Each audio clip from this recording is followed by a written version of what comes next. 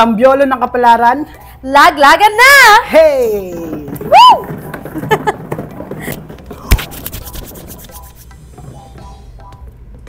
Number 9. Ano ang dapat gawin ng ibang clashers para mapataob nila kayo sa pares kontra pares? Feeling ko kailangan i-up nila yung chemistry nila on stage and yung blocking. Kasi maganda yung blocking natin. Yung parang, yun nga, na nagjo-duet kayo eh. Tapos minsan yung iba hindi naglo-lock eyes. So, yun lang. Tambyolo ng kapalaran. Laglagan na! Let's go!